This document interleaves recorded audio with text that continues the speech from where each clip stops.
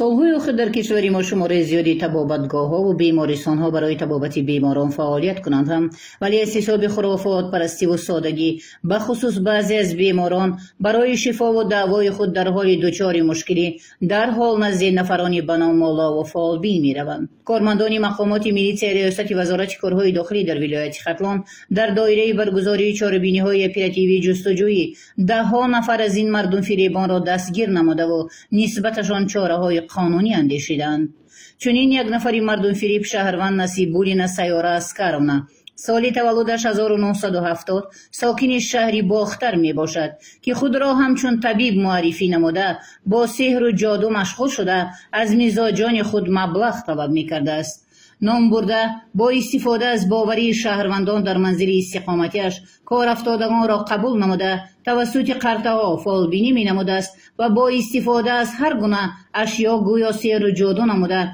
با همین راه به مشتریانش وعده بی اساس می داده است. ضمن سنجش از منزل استقامتی دستگیر شده یک قطار اشیاهای برای سحر و جادو و فالبینی استفاده شونده دریافت و مصادره کرده شدند. پیش ما همین آدمایی که به وقت میآیند ما وقتشون خیلی شویش میکردم. موی سرشون میگرفتم، شوشون میآوردم، موی سرشون میآوردم، دودی میکردم، اما دودی کتید باید بگرده همون مردکش. طرف آمدگی بود خیلی برای بخچونش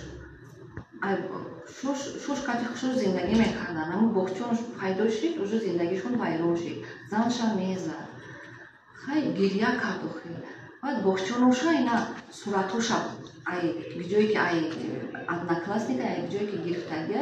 من اینا بستم موندم میگه که من خلاری نکردم خلاری که خیلی در بیست بعد دیلش کمتر خیلی خنک شد باید پرداره نه یک شبه دیلش خنک میشه. وابسته به حالت مذکور نسبت نصیب‌الدین سیاره طبق طلبات ماده 482 کودکس حقوق ویرانکنی مأموری جمهوری تاجیکستان پروتکل مأموری ترتیب داده شده در بررسی سودی قرار دارد. یادآور می‌شویم که طبق تحریر نو و تغییرات وارد گردیده به کودکس حقوق ویرانکنی مأموری جمهوری تاجیکستان عین حال جزا برای مشغول شدن به سحر و جادو و فالبینی در نمود جریمه به اندازه از 80 تا 100 نشان دهنده برای حساب‌ها از 5760 سامانی تا 7200 سامانی یا حبس مأموری به مهلت از 10 تا 15 شبانه روز تطبیق کرده می شود.